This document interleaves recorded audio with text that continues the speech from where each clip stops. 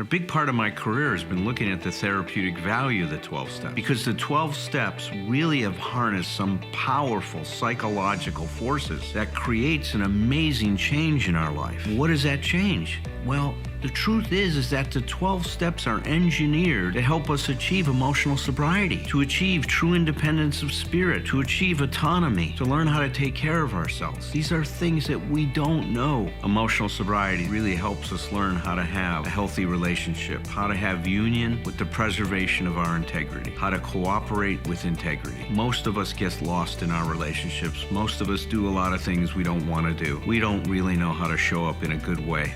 Emotional sobriety is about learning to have healthy relationships.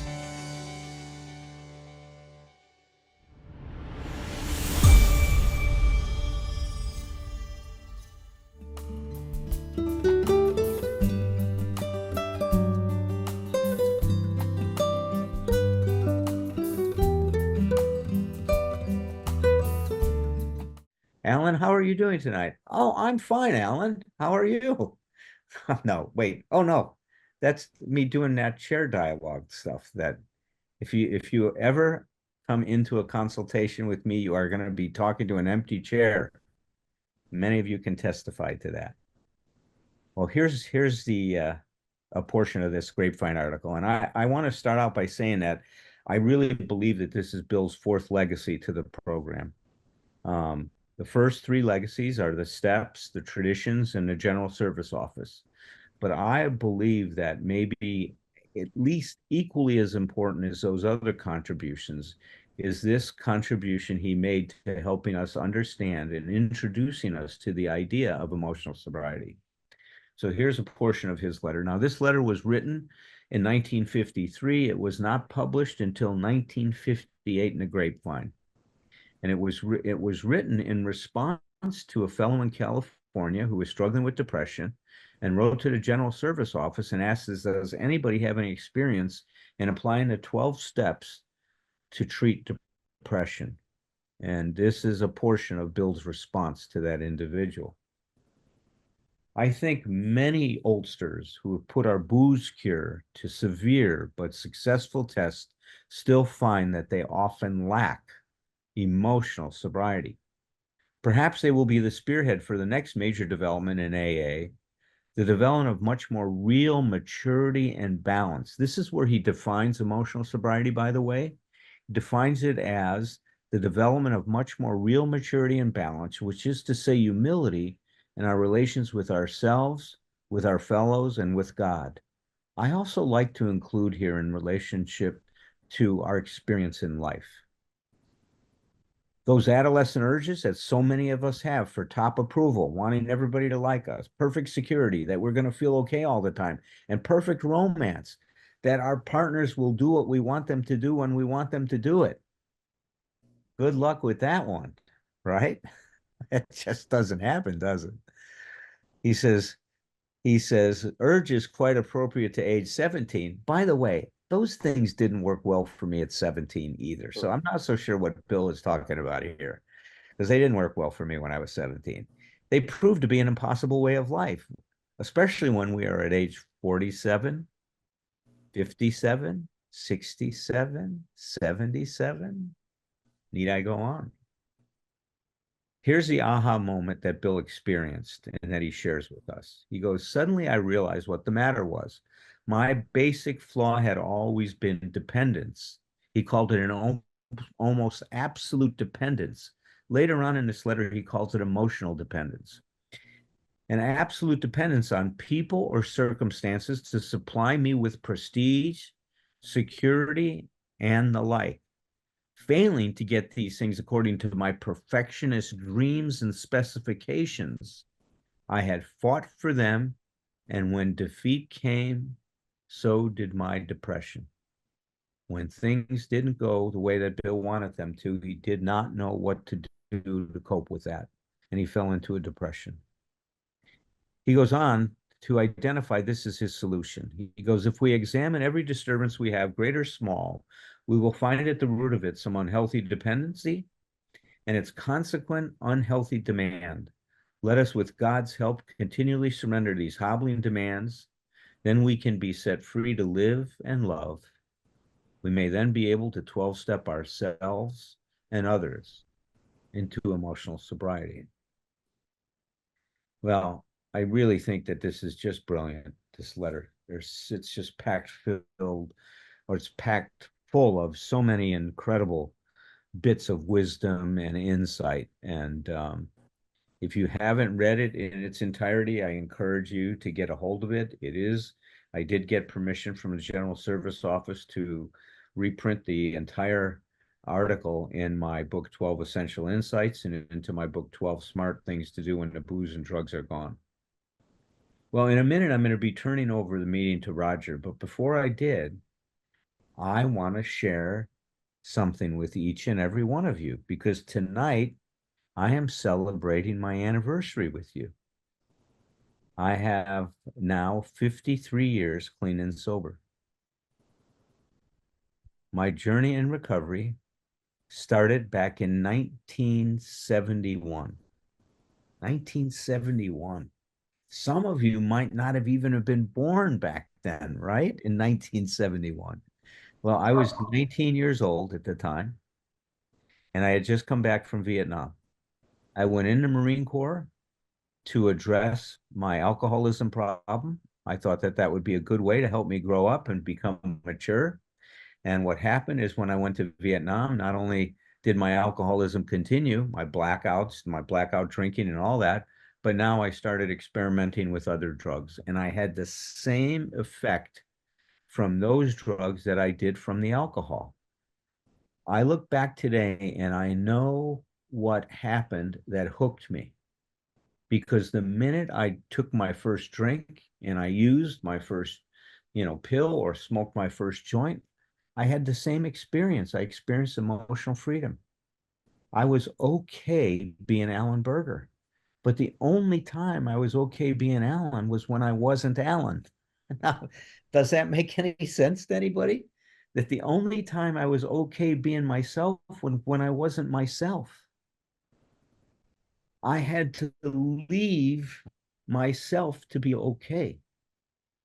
Talk about an impossible way of life. You see, I had no one inside of me. The insecurity I've been, losing my father, a very, very complicated and traumatic loss when he died of cancer when he was 39 years old. And I watched this man that meant the world to me die in front of me, go from almost 200 pounds to about 90 pounds. Terrible, terrible experience I had. But there were so many other feelings that were going on that I had no idea how to cope with. But the minute I took that drink, when I was 12 years old, didn't matter what I was feeling anymore. I was okay. I got to, I'm okay even, right? But only when I used alcohol or other drugs. So when I came back from Vietnam, um, I went back on a 30-day leave and Liberty. And then I partied hard for 30 days. Every day I was drinking, dropping acid, doing speed. I mean, putting on Jimi Hendrix, The Doors. I mean, The Who. I mean, I was just wearing my bell bottoms. God, you guys remember those bell bottom pants back then? And they would ride low on hips, and I mean, I was in heaven. Loved Jimi Hendrix too. He was out at that time. And on my way back to my final duty station, which was on the island of Oahu, um, my friends saw me off at O'Hare Airport. I grew up in Chicago, and that's where I was back on my leave. And they saw me off, and they gave me all kinds of drugs to continue to party with in Hawaii. And I got on a plane in Chicago, no problem. Got to Los Angeles to change planes to fly over to Oahu. And back in 1970, there was a lot of international hijacking taking place. And so they set up security right before you boarded the plane. Well, I didn't know that that's what it was. They were looking for metal, right? For people carrying guns on board. They weren't going to look, identify my drugs. But I had been partying for 30 days and I was quite paranoid at the time, at least suspicious. And when I saw them checking everybody, I go, oh my God, I'm going to get busted. And so if I hadn't partied and I was more rational at that moment, and I thank God I wasn't, I would have gone in the bathroom and just flushed the drugs down the toilet and jumped on the plane. But I had a better idea. Back in 1971, they allowed you to smoke at the airport, and they had all these ashtrays with sand in them. So I looked around and I decided I could just mosey up to these ashtrays, reach in my pocket, grab some of the pills and joints I had, drop it in the ashtray and cover it up and move over to the next one until I got rid of all these drugs. I thought this was a wonderful plan. The problem was that I must have looked quite suspicious because the minute I left line, the two LAX police officers were following me and digging up all the paraphernalia I was burying in the airport. So I get through the line and I think, oh my God, I'm scot-free. I'm off to my final duty station. I hear Hawaii is a great place to party in. And these two officers say, hey, Marine, come over here. They pulled me in the back room and they laid out on the table all the drugs that they confiscated that I had buried in the ashtrays. And I go, uh-oh, I'm in trouble. I thought I'm going to jail, right? That's my first thought. Well, after about 5 minutes, and you guys know I'm a pretty friendly guy, I started talking to one of the officers. And it turned out, and this was a God shot, or at least synchronicity happening in my life. One of the police officers was an MP on China Beach in Da Nang the same time I was in country in Vietnam. We were on the same place. I was probably crossed his path and didn't even know it. And so after he found out I was stationed in Da Nang and stuff, he says, Berger, I'm going to give you a break. Instead of arresting you and putting you in jail here, what I'm going to do is I'm just going to make a call to your commanding officer. Now, if you know anything about the Marine Corps brig, I wasn't certain that he was doing me much of a favor, to tell you the truth. Because I'm thought I'm going to a Marine Corps brig and I'm going to get thrown out of Marine Corps and I'm going to do it the hard way. So I get on the plane. And I'm sure the MPs are going to meet me when I get off the plane in Oahu. Well, there were no MPs there. I was certain that once I got to my unit and I checked myself in, they would be standing there with handcuffs ready to take me to the brig. There were no MPs there. So it must be the next morning. It took a while for them to mobilize themselves, but the next morning I would get arrested and go to the brig. So I decided I would try to act, right? I call this my attempt at harm reduction. I would be proactive and turn myself in and say I needed help, thinking that this way they would just discharge me without throwing me in the brig. Because the Marine Corps had a zero tolerance for drug users. So the next morning, I go see the first sergeant. I say, Top, he says, welcome to the unit. I was a corporal at that time. Welcome to the unit, Corporal Berger. And, it's good to have you here. I see that you were in Vietnam. And he started to talk to me about it. I says, Top, I got to tell you something. I've got a drug problem. Now, I expected him to blow his gasket. There's no room for you drug addicts in my Marine Corps. That's how they talk, right? And stuff like that. I'm going to get you out of this Corps because we don't need drug addicts like that as part of this my man's Marine Corps. Instead, he starts shuffling papers on his desk. And I'm going, what? What is this guy shuffling paper? I just told him I got a problem.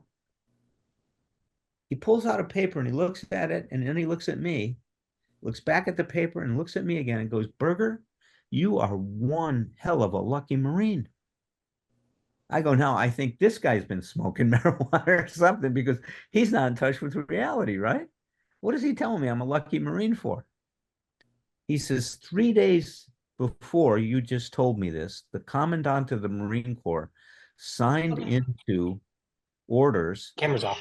They were creating a drug exemption program, and they were now going to exempt those of you coming back from Vietnam from prosecution under the Code of Military Justice, and we're going to put your sorry ass in rehab.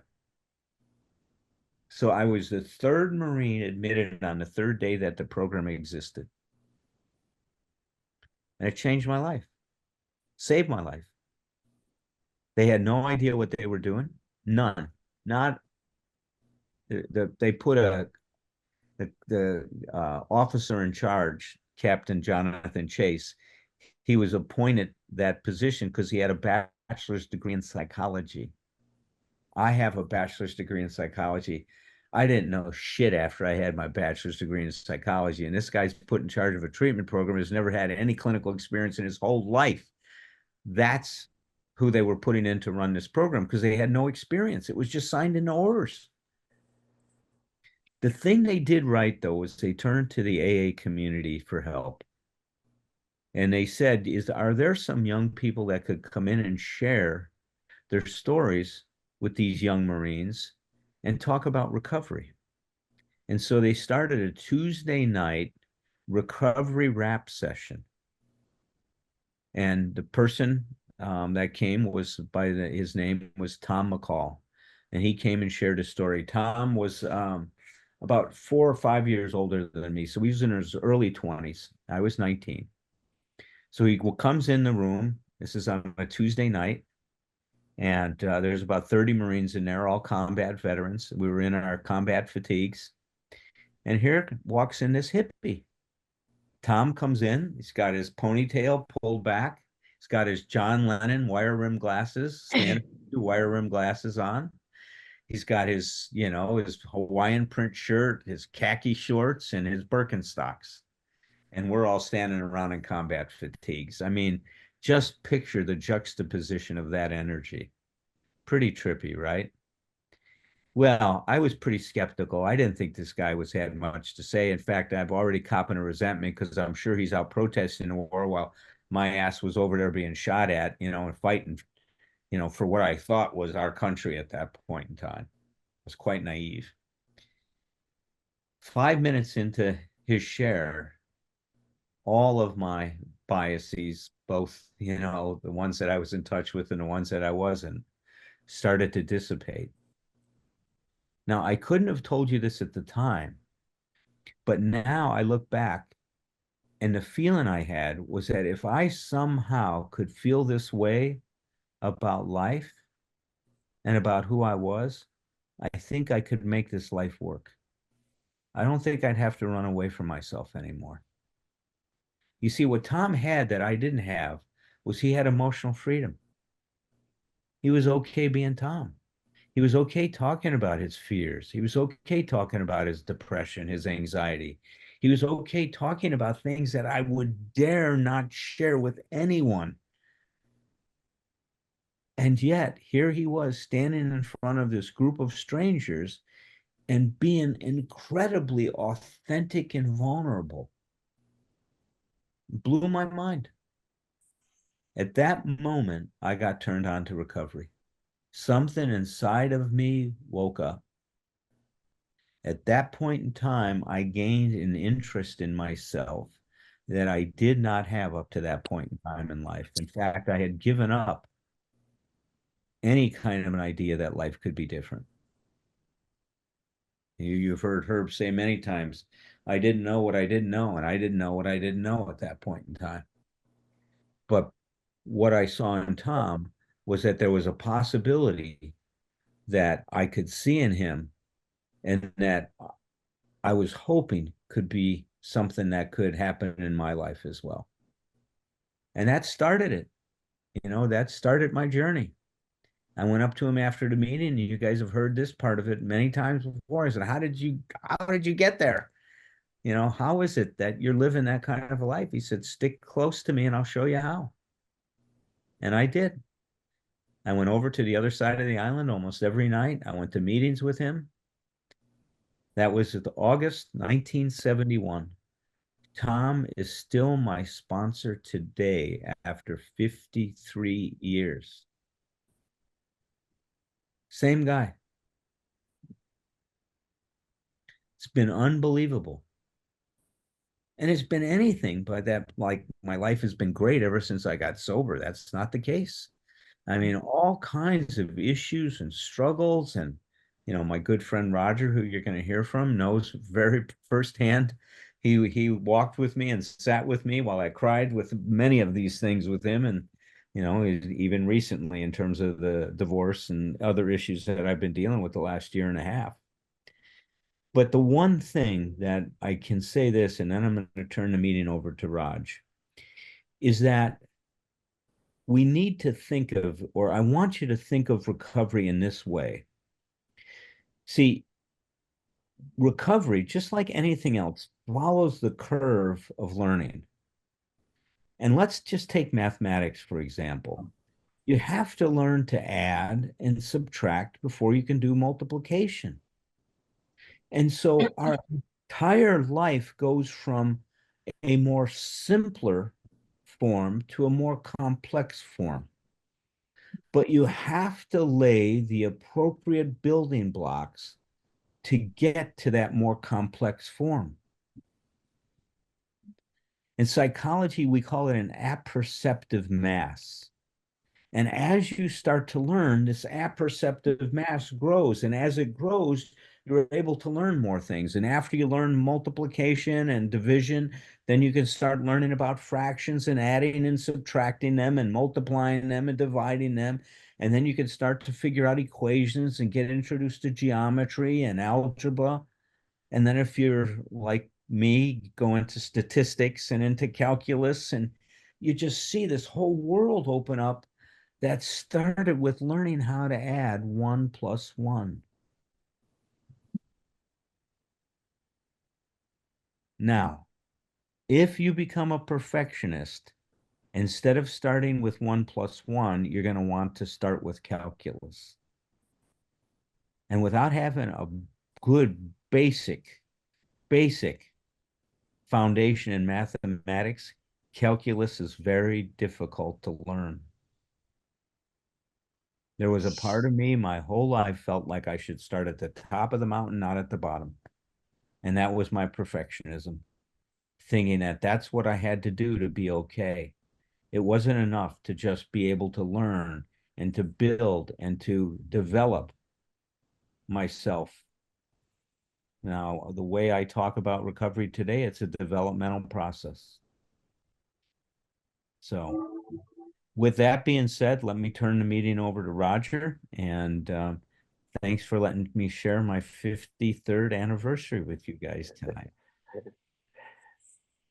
Thank you, Alan. It's a great story, man. Especially since I've known you, like you said, since 1979, and borne witness to a good part of your journey.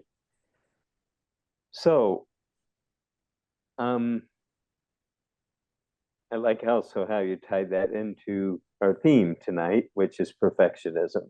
And I add my happy birthday to you and congratulations that are coming in from a number of other people, Alan.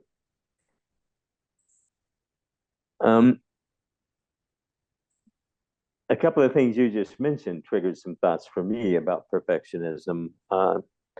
You talk about the curve of learning in life, and it's interesting. I just was working with a client yesterday, and he was talking about some learning issues that he had and learning, difficulties that he had. And that combined with the perfectionistic expectations of his parents, what he had become aware of in his adulthood, looking back on all of his elementary school years and high school years, was what an incredible obstacle to learning his perfectionism had become. Not just academic learning, not just learning in classes, but learning in life. Because if we are in the grips of our inner perfectionist,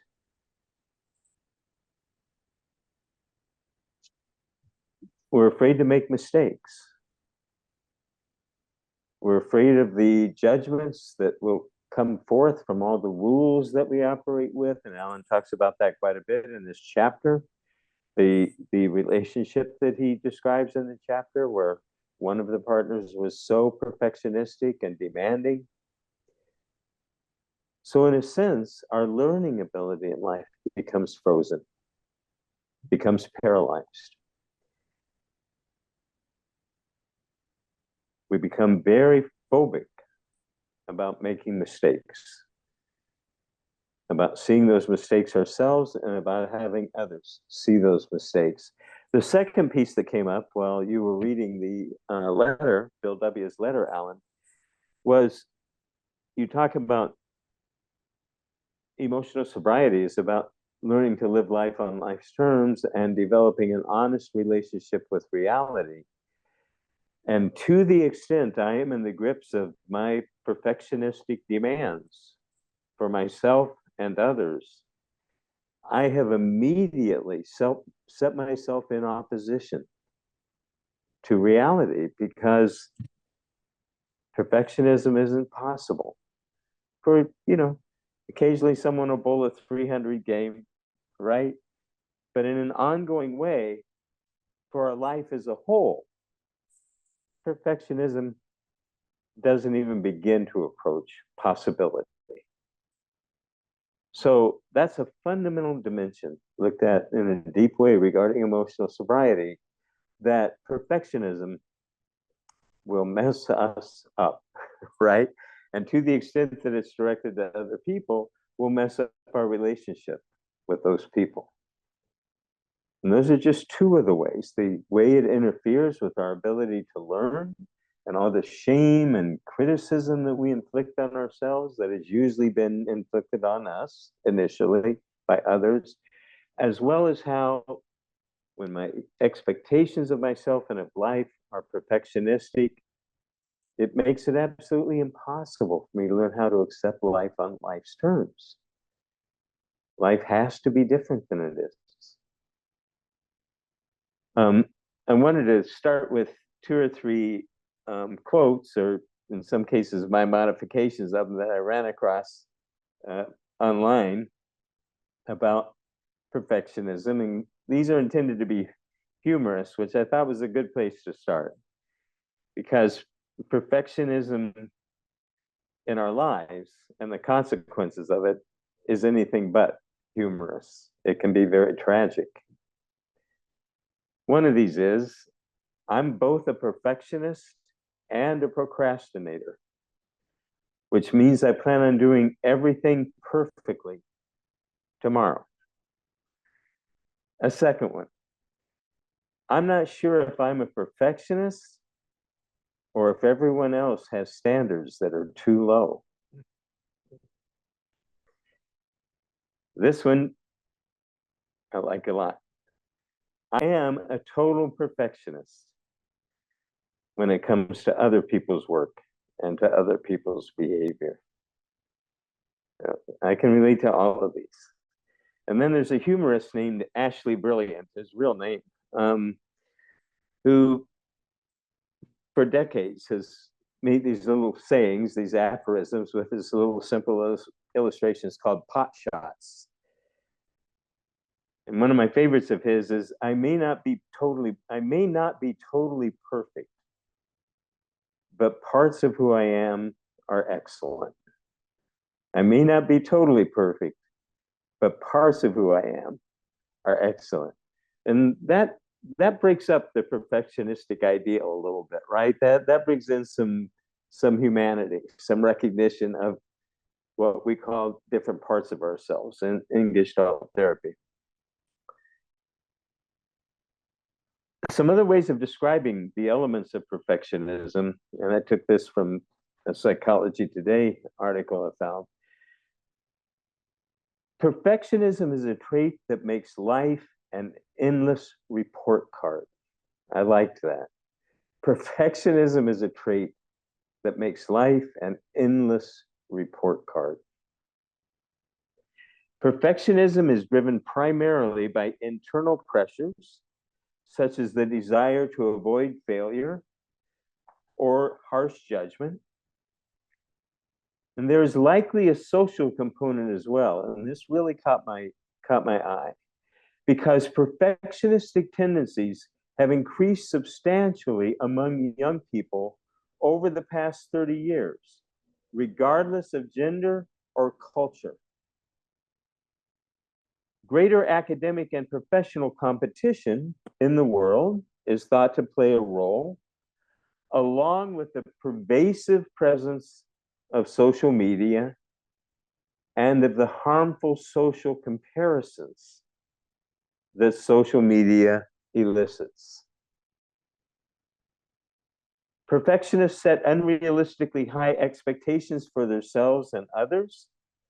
They are quick to find fault and overly critical of mistakes. They tend to procrastinate a project out of their fear of failure. They shrug off compliments and forget, or I would say, are often unable to celebrate their successes. Instead, they tend to look, or we tend to look, to specific people, to other specific people for approval and for validation.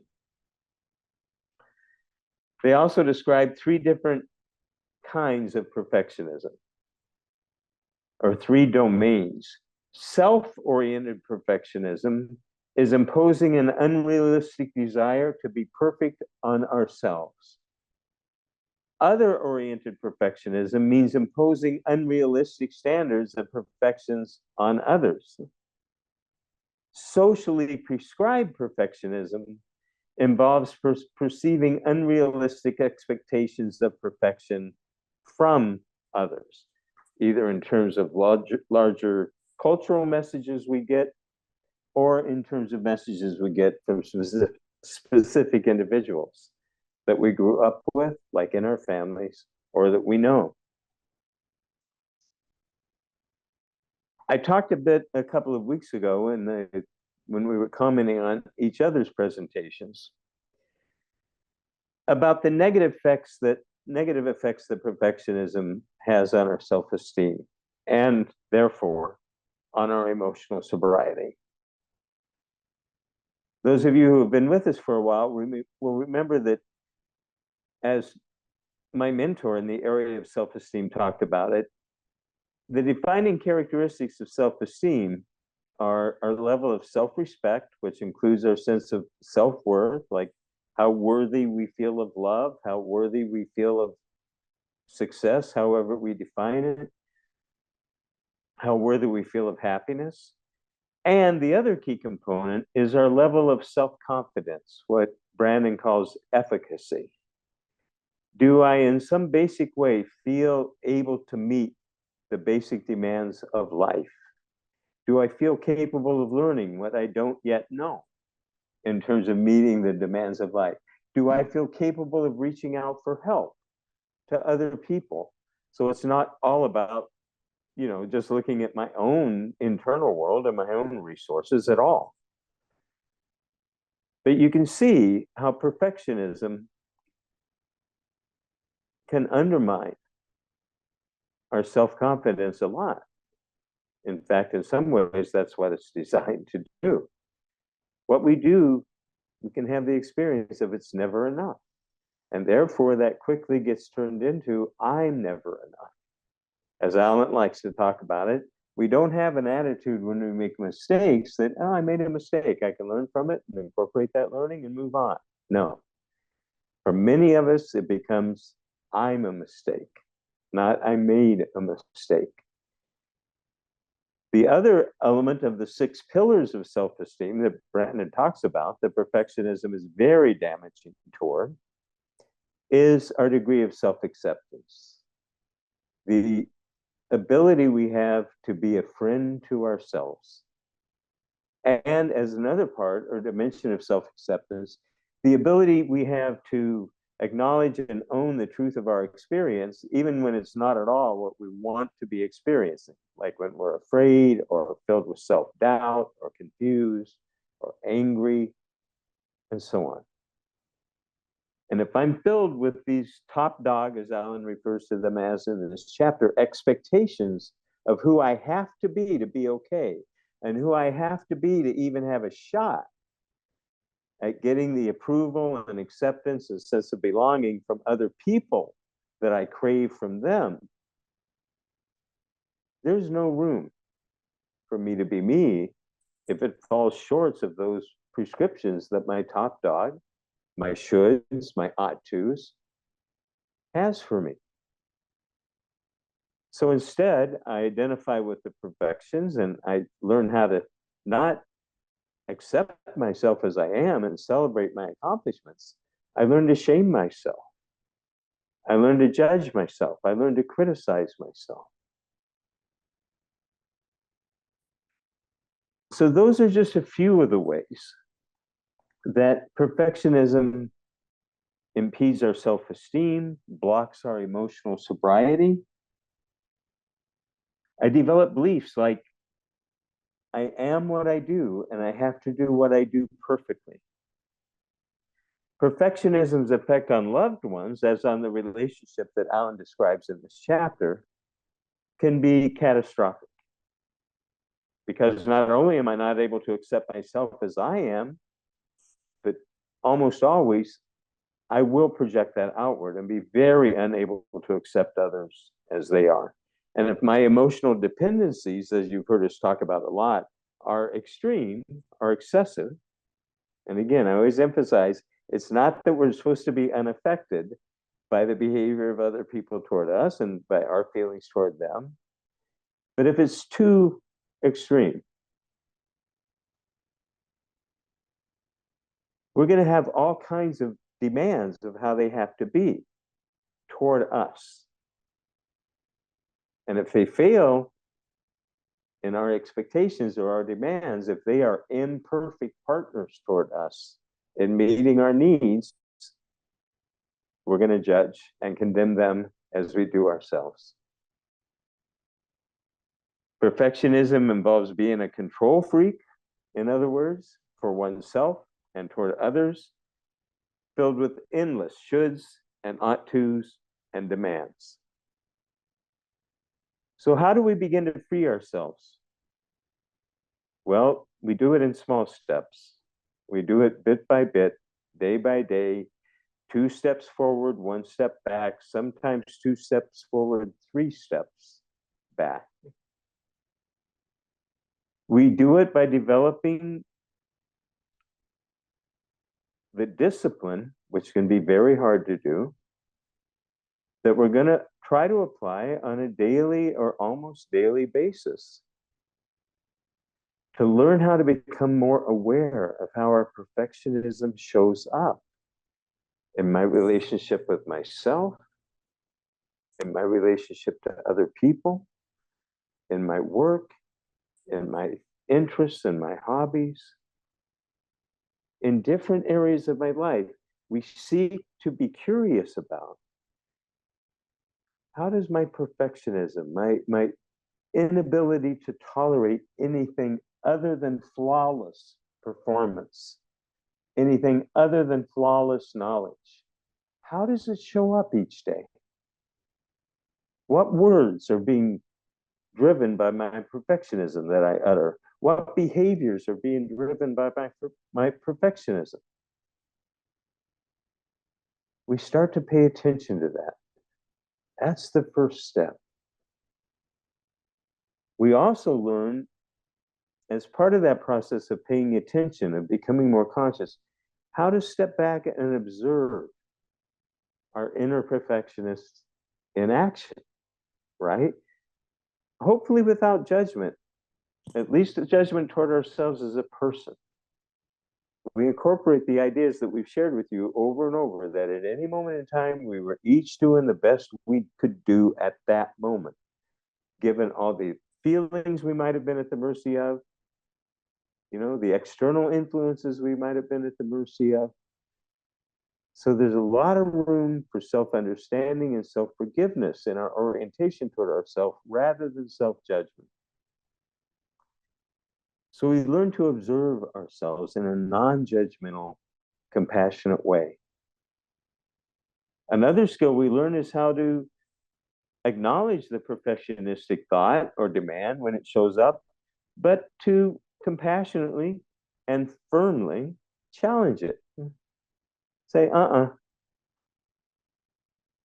today I'm not going to identify with you, perfectionist. Today I'm going to have a wider vision of who I am. And you're just one part of who I am. And I'm going to identify with other parts that serve me better. So we begin to learn how to challenge perfectionistic thoughts, how to challenge perfectionistic behaviors, how to challenge perfectionistic language and words. There are lots of other tools. Contrary action is a fantastic one. What would my perfectionism have me do? As long as it's not going to do harm to myself or others, I'm going to do the opposite of that with this task. Probably not at my job, right? But in other areas of my life where I have the freedom without, as I said, negative consequences, I'm going to start experimenting with what would my perfectionism have me do and what would something different than that be? So those are just three of the things. A fourth one that I love to have my clients do is I ask them to exaggerate, and I do it with myself, exaggerate our perfectionism. You want to use language that's good, make yourself use language that's better. You're making a drawing that is perfect, make yourself focus on 1 inch of that drawing, and you're going to make that inch even better than the perfectionist in you would have you do. We can ask ourselves to do that in every area. However perfectly we think we're doing it, I guarantee you, we can do it more perfectly, right? We can, even a 300 game, if you're a bowler, the ball didn't hit exactly between the two head pins, So that's another tool we can use to exaggerate our perfectionistic tendencies to ridiculous extents. So you've all heard me use these incomplete sentences before. And I'm just going to give you a few of them tonight. And please do get a pen and paper. I'll give these to Tom. I don't know if he'll be able to post them or not, though. So if you have a pen and paper close by, and again, to these sentences, you write the root down or the stem, and you add 6 to 10 endings that are just the first thing that come to your mind. They don't need to be true. They don't need to make sense. The more spontaneous, the better. That's where any surprise endings, where we'll really learn something, can happen. So here are a few of these sentences. If we think of ourselves as made up of a whole lot of different parts to who we are, my perfectionist wants to tell the rest of me to. My perfectionist wants to tell the rest of me to. So whatever comes, to shape up, right? To get it together, to stop making so many stupid mistakes at work, to behave in a way where people are going to like me for it. Whatever the endings come up. What's the voice of your perfectionist? My perfectionist wants to tell the rest of me to what? 6 to 10 endings. Not right now, obviously, but take 1 sentence a day, take 3 or 4 sentences a day, write the endings. It'll only take 5 minutes or so. And the next day, do the same sentences again for a week or so. See what happens the next week if you try different sentences. Sentence number 2, what the rest of me wants to say to my perfectionist is, all right, think about that one a moment. What the rest of me, all the things that are a part of me outside of my perfectionist, what my perfectionist wants to say to what the rest of me wants to say to my perfectionist is. Because if it's me, other parts of me want to say a lot to the perfectionist inside of me. Now I want to think about the relational part, right? What was called the other dimension or the what's the term? Yeah, other oriented perspective. So a sentence we can explore that with is my perfectionist wants to tell and just add the person that your perfectionism tends to come out most toward in your life.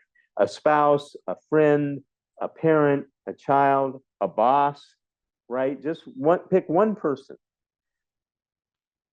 My perfectionist wants to tell my spouse, for instance, what are some of the things when your perfectionist is really in control of you that it wants to tell your spouse about who they should be and how they should talk and how they should behave, how they should treat you.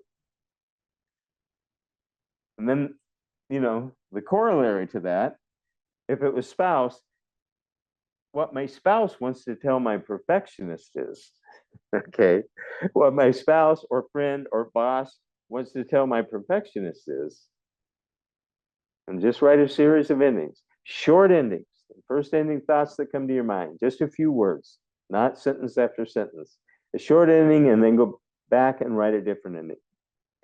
A couple of others I think are great.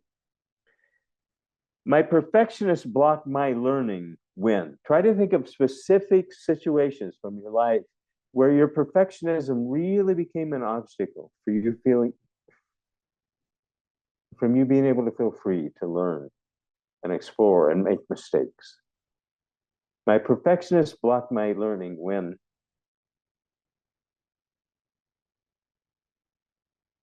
And there's another one that I like a lot. I'm afraid if I let go of my perfectionism, what might happen? I'm afraid if I let go of my perfectionism. Start to get into what some of your fears are. I'm afraid if I let go of my perfectionism, I won't be good enough. I won't perform well enough. I won't speak well enough. On and on, right? The imagings will be different for each one of us. So that's what I have for tonight. Thank you for your attention. And I'll turn it over to whoever else of my colleagues. I hope all, Herb and Tom and Alan, anything you guys want to share. Thank you. Relax, Alan. Just relax. I thought I learned it after, Another Ashley brilliant expression is, don't tell me to relax. It's only my tension that's holding me together. I love that. There you go. Don't tell me to relax. It's only my tension that's keeping me together. Go ahead, Tom. That's it. Well, lot of notes. I'm not going to do all the notes. I wrote a lot of things about perfectionism. I love talking about this. Couple of things. One is it took me back to as I've been talking about lately, it took me back to my first book, Simple Truth. And I remember the very first cover. It's not the cover that's on it now, but the very first cover at the very top. This is one of those things where I have no idea how it got on the book, because I surely as hell didn't know it at that time. But it says, this was supposedly a selling point. It said, perfection is not even one of my choices. What a relief. And that's been, but the concept of that is exactly what I still work with, is the idea that perfectionism it's a motivational. It stops us. It does the opposite of what we want it to do. It's not pushing us forward. It's holding us back. It's advanced perfectionism, as you mentioned it, Roger. I don't even try. I talk about perfectionism. People go, "Oh, I don't even try that." And you go like, "No, that's advanced perfectionism, because you're not willing to risk and not be perfect." So, two quick things. One, I want to give you just an example to sometimes talk about getting free of this. It's a good idea to know how to disqualify your own opinion about what you're doing, because at first, when you're first working with this stuff, and the example I'm going to give here in a second, even many years later, you got to know when not to trust yourself. It's like, and that works wonders, rather than because there was a time for me that, especially with my writing or whatever, something like that, if whatever I created, if I trusted my opinion about it, I was going to rip it up and throw it away.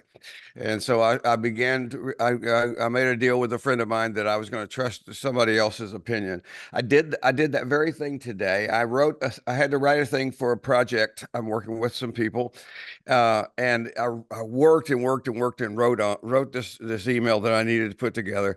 Was just confused the hell out of myself by writing it. Just wasn't sure where I was at the end. It's just like it was, but I had done it, and it's so I texted Carol Carter and asked her if she would do me a favor, and she was kind enough to do it. And I just asked her, this is what I've learned to do. I asked her, would you please read this?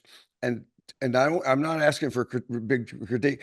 Just tell me if it makes any sense, and tell me, if you would submit this if it were you. That's all I wanted to know. Did that. Within a few minutes, she got back to me. She had a very positive view of that stuff. And here's the recovery for me.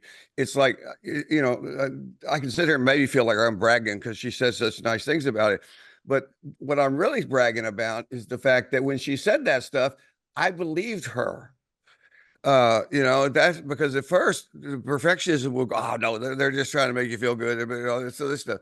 It's like, no, I only ask people those questions that I know will tell me the truth. Carol will be kind to me if it's not good, but she's definitely told me before that something doesn't quite, work with something like that. So that's my perfectionism recovery today, because and the coolest part about that, and anybody who suffers with perfectionism will know how cool this is. After I got that back, I let it go. I mean, I haven't given it another thought until you were talking tonight, and I wrote down the example. But as soon as I got the thing, I submitted the thing, and I was done with that. That was completely different than what I used to be able to do. So yeah, so perfection is not one of your choices. What a relief. Thank you, Tom. Yeah. Mm-hmm.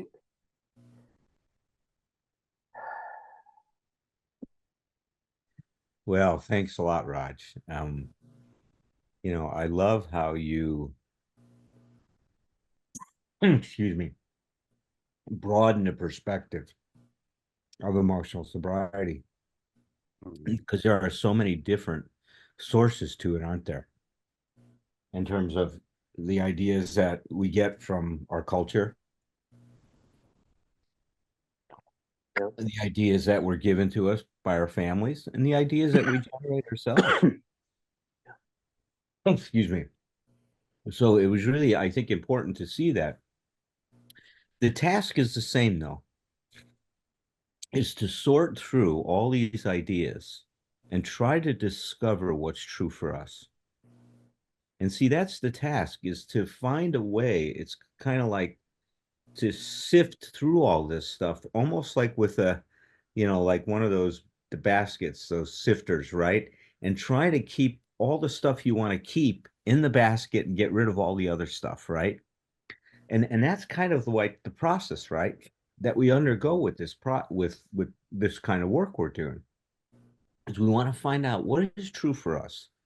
And there are things that get fused together, like striving for excellence. Well, we don't want to throw that out with the bathwater. Like you said, Raj, a lot of people fuse that idea that if I give up my perfectionism, I'm going to give up trying to be excellent and to master things in my life. Well, no, you don't have to do it. It's just that your relationship to those things is going to change, and there's going to be, excuse me, more room for you to make those mistakes, which is such an important part of learning. And we see this, in the child that's learning to walk. How many times do they fall before they learn how to walk? Well, I'm sure there's got to be a number somewhere in terms of the average number of times we fall. But the answer that I've heard is we fall as many times as we need to until we figure it out. And we don't have an idea that I should have this done by I get 20 trials. If I don't have this mastered in 20 times, I'm giving up this walking thing. As Tom calls it, that's Yeah. an advanced form of perfectionism. Well, and yeah, and nobody's ever seen a guy where you get a new friend of ours comes in, he comes crawling in, and he's like 50 years old, and somebody says, "Why is he crawling?" Oh, he just gave up. Yeah, that walking stuff is for When he other was young, he people. just It gave up. wasn't He for just me. hasn't learned. It's sort Yeah. of like I haven't never learned to water ski. So he didn't want to keep walking. Oh, and So see, he's that's the blessing. Thank God that part of our consciousness is not developed at 1 year old, or else we would oh, no kidding. probably give up that stuff, right? Is Oh, that they're the ro I've got a client right now. It's got a little one that's just now learning to strengthen the legs, and he's starting to do that what they call cruising, whereas he oh can't yeah, stand on yeah, his own, but he can lean yeah. against furniture and move along, That's it. and it's That's it. and Yep. he's getting so mobile, and it's like and yeah, I'm sure he falls down constantly, and but it's what I want to say about what's based on what you're saying too, Alan, is you're when you're using perfectionism as a measure of how you're doing, you're not getting accurate information about yourself anyway. You're really not. You need to be able to have some accurate information so that you can use healthy self-criticism to get better at things. What we end up doing is, I can't handle anything negative, so I don't listen even to my own constructive self-criticism. You and I've talked about that on the podcast, Alan, that we can't let the fear of self-condemnation condemnation keep us away from just healthy self-criticism. That's we, right. we have to be able to do that. And see, we can take that in if we don't have to be perfect. Then I That's can right. take a look at who I'm not and not hate myself for it. But if I still Right. have this idea, I have to be this way to be okay, then Yeah. there's no Yeah. room for that. There's no room for that learning. Right. And this stuff does interfere with the process of learning. There's no question Yeah. about it. Yeah. I was just thinking that as we were talking about my mentor, Dr. Kempler, used to tell me, because he knew I struggled with this stuff a lot. He says, Alan, there's nothing wrong with you trying to be perfect, as long as you never believe you can pull it off. That's exactly right. As That's long as perfect. you don't believe that somehow that's a possibility, it's okay, man. Keep striving for it. There's nothing wrong with going down that path. Well, this has been great, Raj. Mhm. I will pick up the ball next week, and I will talk more about my second part of this, and I'll address some of the people asked for certain issues Yeah. to be Yeah. spoken to, and I will do that next week. And so we'll just go ahead and wrap this meeting up tonight. A few announcements. Tom, if you have anything that you know of, but Mhm. in at the end of November, I'm going to be doing a weekend retreat at the Wilson House on emotional sobriety and love. And they've already got 50 registrations taken. There's only 30 spots left. So if you plan to come to that, please get your registration in. It's going to be sold out just like it was last time this year. October 5th in Doylestown, I'm doing a 1-day workshop on emotional sobriety and trauma. And then the last weekend in October, I'm doing a 3-day intensive for 10 individuals on a 3-day intensive workshop on dealing with trauma. And I'm doing that with a somatic therapist, Melissa. Mhm. So if you want Cool. information about that, just get a hold of my email address. Patrick, would you post that in the room, abphd@msn.com, and I can send you flyers about those other workshops. You can go to the Wilson House website directly to get information about the workshop at the Wilson House.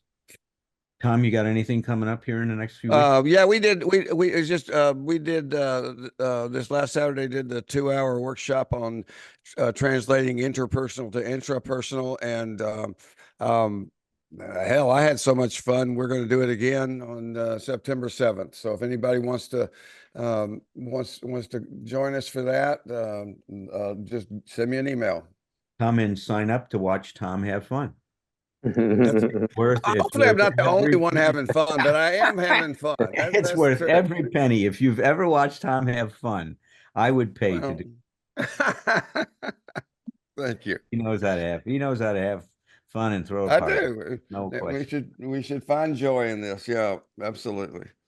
And besides that, when we start looking at ourselves, really honestly, we're fucking crazy. It's hilarious. That is true. We are crazy. Crazy diamond, right? Crazy Mhm. diamonds is what we are. Well, listen, thank you, all of you that showed up for tonight and allowing me to share my anniversary with each and every one of you. And Yeah, congratulations, Alan. That's cool. yeah, it's You're really cool. I feel very, very blessed, man. A lot of people have had a lot to do with me sitting here right now, and several of you in this room right now, Tom, you and Roger, have Well, helped. well, it's a ripple effect too. You've had such a powerful effect on me personally and professionally that I mean, I feel like when you talk about your recovery, I'm part of that tree, that picture of the whole thing. So it's just like I'm so grateful for everything, including I'm just personally grateful for your recovery because it certainly has been a gift to me. All right, we're gonna unmute. Everybody wants to sing happy birthday to Alan, to me. I guess so unmute yourselves, please. And we are gonna do an asynchronous. Oh, Well, God. wait. No, my perfectionism says we're gonna all get parts and we're gonna have to do this in perfect harmony. Oh, God. Oh my Harmony. goodness. Harmony. What an order. I can't go through with it. Did I hear anybody say that? Happy We're gonna sound like birthday to you. Happy birthday birthday to you. Happy birthday, dear Alan. Happy birthday to very much. And many more. Thank you. Perfect. God bless Perfect. you. Does someone need to believe in God to successfully overcome addiction? Well, the way I like to think about what the program does, it connects us to who we really are. And what does that mean? Well, there's this incredible force in you and I, this growth force. It's the force that moved us from crawling to walking. You wanted to take those first steps. And when you fell, and you fell a lot of times, you didn't let your failures stop you. You picked yourself up, you learned from it. And how many times did you fail before you walked? You failed as many times as you needed to. You see that force, I call it a biological imperative, a psychological imperative, a spiritual imperative. It's moving you towards wholeness. It's moving you to be what you can be. Just like in the acorn is all the information it needs to become an oak tree. In you is all the information you need to become you. Become a you that can cope with life and to deal with whatever you need to deal with to be okay. And that's what I'll talk about in my new book, The 12 Essential Insights for Emotional Sobriety.